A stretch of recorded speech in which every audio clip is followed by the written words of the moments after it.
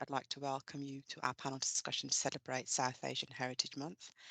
The event's been put together by our steering group volunteers, and I'd like to thank those that have given their time to make this happen.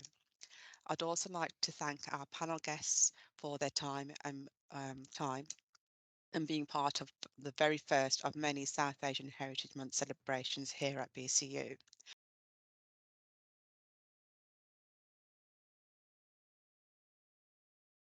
Hello, everyone.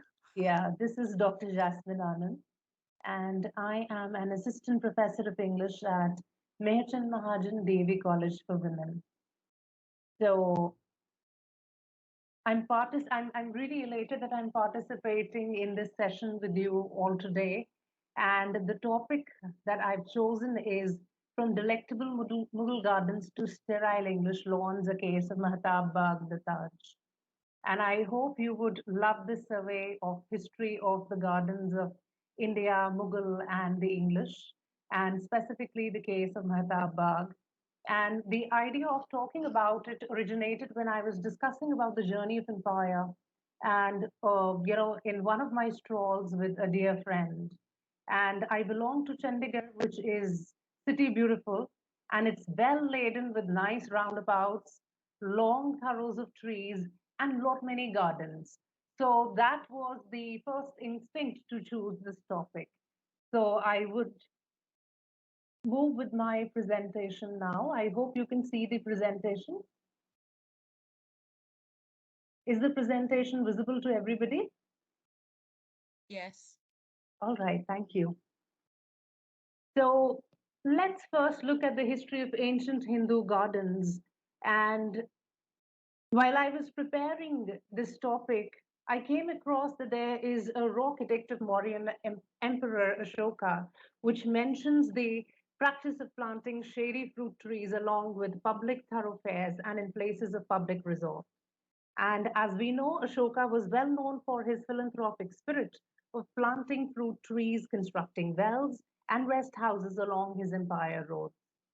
Kautilya's Arthashastra, a political and economic treatise, also mentions the art of planting trees and shrubs. There is a short reference to gardens in Matsya Puran. Having floral gardens and lawns around is important to the religious, social, and political life of Indian culture since long. Garlands and auspicious leaves have been part of religious and domestic rituals and even the public ceremonies. Creation of garden around a house with fruit trees, vegetables, flowering plants, with a pool in the middle, all planted and maintained by the mistress, has been commented upon quite vividly in Vatsayana's Kama Sutra. The lovers meeting, wooing, and seducing usually takes place in a garden amongst dense shade of trees, an exotic fragrance, and touch of flowers. Here we must not forget the meeting of the lovers, Shakuntala and Dushyant, as portrayed by Kalidasa in Abhigyanam Shakuntalam. Tulsidasa's Ramayana states the first meeting of Ram and Sita in a garden, so rich in bud and fruit and flower that in its abundance it put to shame even the trees of paradise. Even Ayodhya, from where Ram had been banished, and Lanka, to which Sita is abducted, are both described as garden cities. Canto 10 of Ramayana mentions there Champa and Ashoka flowers hung glorious over the summer bowers, and mid the waving verdure rose gold, silver, ivory porticos. Through all the months in ceaseless store, the trees both fruit and blossom bore. With many a lake the grounds were graced, seeds gold and silver here were placed. Here every viand wooed the taste, it was a garden meet to vie even with the home of gods on high. So the ancient Indian gardens followed four styles: Udayan, Pramodvana, Vrishkavatika, and Nandanvana. Udayan were the gardens where kings played chess and enjoyed the entertainment of dancers and jesters. Pramodvana were the gardens designated for royal couples to enjoy, whereas Vrikshavatika were those used of high placed courtiers within the kingdom. Nandanvana were dedicated to Lord Krishna, a major deity in Hinduism. Hence, ancient Hindu gardens were locations in which certain species of trees were associated with Hindu gods. Especially, we've seen Triveni, that is, neem, peepal, and banyan trees, being planted together, denoting the Holy Trinity. In temple gardens or homes having big courtyard spaces. Mango, jamun, amlaki were also indispensable, along with fragrant jasmines and lotuses. Lily, roses, and bougainvillea came much later with Mughal invasions. Many of the gardens of ancient India followed the influence of ancient Persian gardens, particularly designed during the Mughal reign from 1526 till 1720. Babur, the first Mughal emperor and a passionate gardener, dismissed India as dreary and unpleasant, its gardens without order and without walls. Just like their buildings, Mughal gardens were all about lines of perfect symmetry, balance, and design. Just like the Hindu gardens, even the Mughal gardens intended to appeal to all the senses. Sanskrit, Persian, and Deccani poetry have extolled the sensuality of the gardens in respect to the scent above all, but also sight, sound, and even touch. The Taj Ganj area outside the main building of the Taj showcases chaos, humdrum of the bazaar, and inside the Mehtab Bagh, till the main monument of the Taj is all about submission to the higher order as per Quran. Mughal gardens were called as Char Baghs, four-part water-channeled walled gardens under the influence of Persian architecture from where the Mughals came. Water was highly valued in all its forms and aspects, as Persia is predominantly mountainous and without rivers. The Holy Quran suggests paradise as a reward for the faithful, symbolized by an ideal garden with shade, fruits, fountains, and pavilions. The word paradise is derived from the Persian word paridesa, meaning an enclosure, and hence Charbagh can be seen as a paradisal enclosure. Strangely, the book of Genesis recounts that a river went out of the Eden to water the garden and became four heads. And the Quran describes the four rivers which flow through paradise as being of water, of milk, of wine, and of honey. The Mughal gardens had lotus shaped fountains, and at the confluence of the canals would be a large stone platform called Chabutra, where a ruler could entertain his guests refreshed by the cool spray of fountains, inhaling the perfumes of the garden. Thousand and One Arabian Nights too mentions the garden, with its variety of green trees, colorful fruits and flowers, and sparkling brooklets. When after days of traveling through barren lands, the hero arrives at a garden as wonderful as paradise.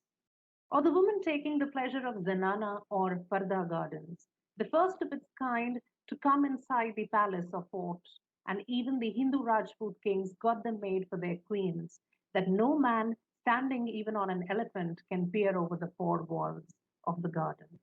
Hence, for the kings, courtiers, or queens, Mughal gardens were always delectable and private. Baradari or the 12 gardens or the 12 door gardens were another of its kind, with a raised, open sided platform or a pleasure pavilion, a kind of English banquet, you can say. The walled garden of the Mughals, with its geometrically laid out parterres, were like the medieval and Tudor English gardens and their knots and little topiaries. Babur himself wished only to be buried in a garden. His grave, open to the skies, tomb building was a part of the Timurid heritage and the Mughal dynasty. Humayun's tomb in Delhi provided the immediate model for the Taj Mahal. The difference being of the tomb of the former was in the center and latter at the edge of the garden. After the death of the ruler, a mausoleum replaced the pavilion at the center of the garden to be called as a tomb garden. The Hindu rulers too borrowed this concept of memorial gardens and cenotaphs, for instance, at Orcha in MP and Mandore in Jodhpur. Few tombs with a raised plinth and a chhatri or dome and umbrella can also be seen in England. The Mughal garden was above all a place to gather, where for affairs of state, for convivial feasting and drinking, or for a combination of the two. Evening entertainments in palace gardens became a staple of social life for visiting dignitaries as well as local elites, both Muslim and Hindu. The garden may be ephemeral, yet it mirrored the magnificence and complexity of Mughal government evolution and its imperial pretensions. Now, moving to the history of the English gardens, and these English gardens did not really come into its own until 18th century. Although garden historians talk about the earlier styles as Tudor, Jacobean, Queen Anne, but these were largely borrowed continental designs with just a little tweaking here and there to suit the national taste.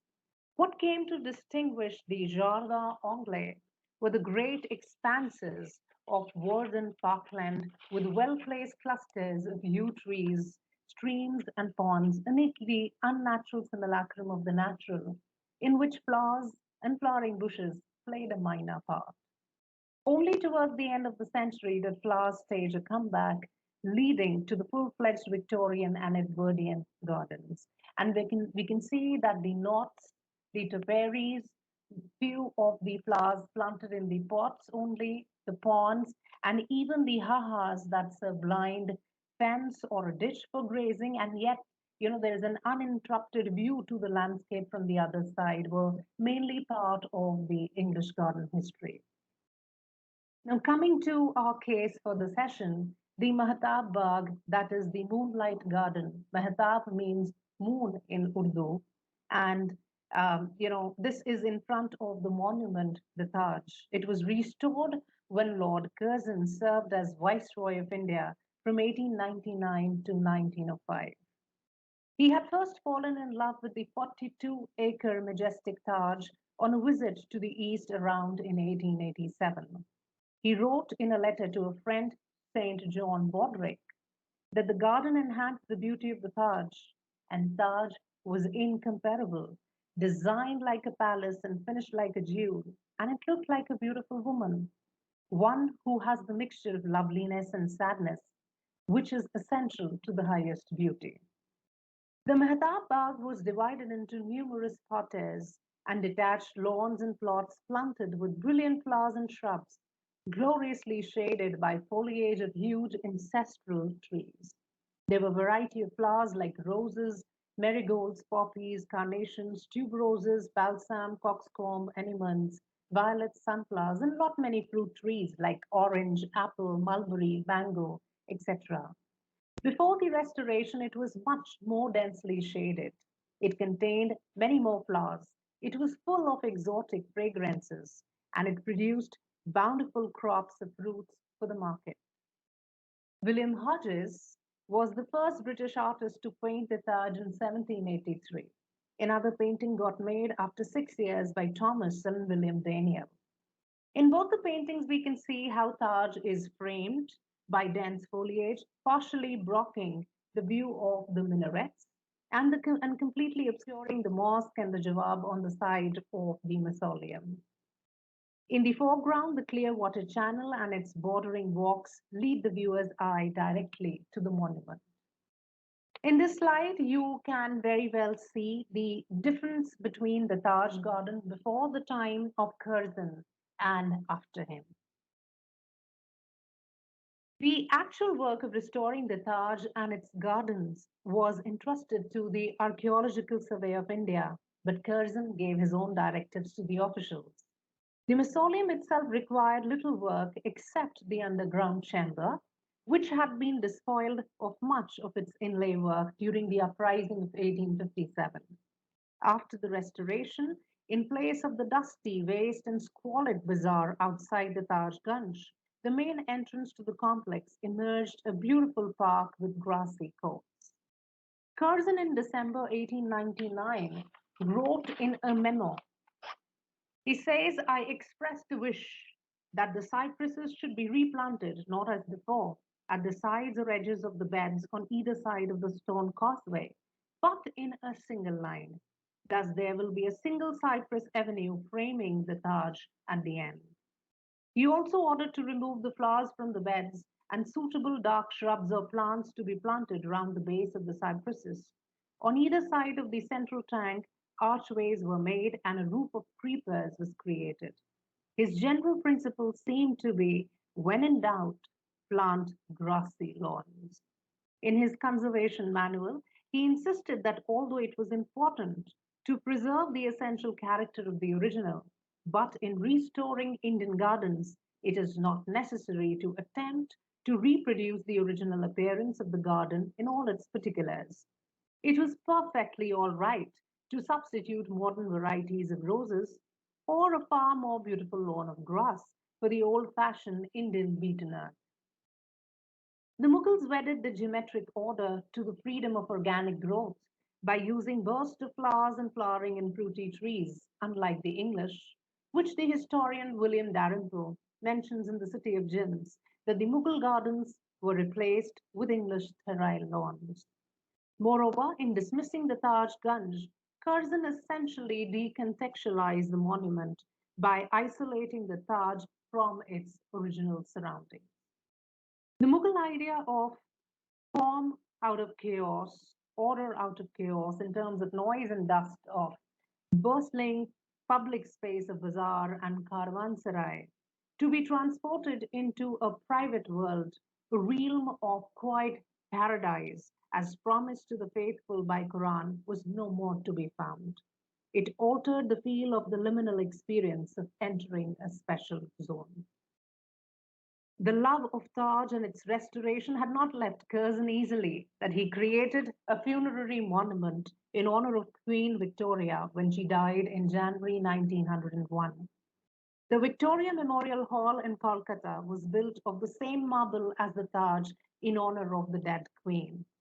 And Curzon even placed his own statue amidst the grassy lawns in front of the hall, which the later viceroy, with a tongue in cheek, said was a memorial for the dead queen or Curzon himself. The grass laden expanse of the English also led to the gardens being used publicly and for sports like golf, cricket, tennis, etc. Botanical gardens and greenhouses as reference point of the globe in form of exotic foliage was later added on by the British. Apart from the sterile lawns, we owe the beauty of roundabouts to the British. The garden was not just a garden, but portrayed a political journey of the British, just like the Mughals. Shakespeare used the metaphor of garden at various places, but in Richard II is commendable. The garden became a symbol of political failures and feats of the government. The well kept garden is a symbol of good stewardship, the unkempt tangle of that of anarchy. Shakespeare's Richard II found England a sea walled garden, full of weeds, her fairest flowers choked up, her fruit trees all unpruned, her edges ruined, her knots disordered, and her wholesome herbs swarming with caterpillars. Rudyard Kipling too alludes to England as a garden. Grassy gardens were thus important for the psychological and physical survival of existence of the English in an alien country and in a hostile climate. They aimed at not learning the manners of the Indians, but tried to showcase and establish their own even through the gardens. The green grass expanse was to showcase the ideology of liberty, in contrast to the autocratic constraints of the Indian gardens. I'll end here with William Mason's sonnet, The English Garden. Plain in its neatness spans my garden ground. What though 2 acres thy brief course confine? Yet sun and shade, and hill and dale are thine, and hues with beauty here more surely found than where to spread the picturesque around. Cart ruts and quarry holes their charms combine. Here, as thou leadest my step through lawn or grove, liberal though limited, restrained though free, fearless of dew or dirt or dust I rove, and own those comforts all derived from thee. Take then smooth path this tribute of my love, though emblem pure of legal liberty. Thank you.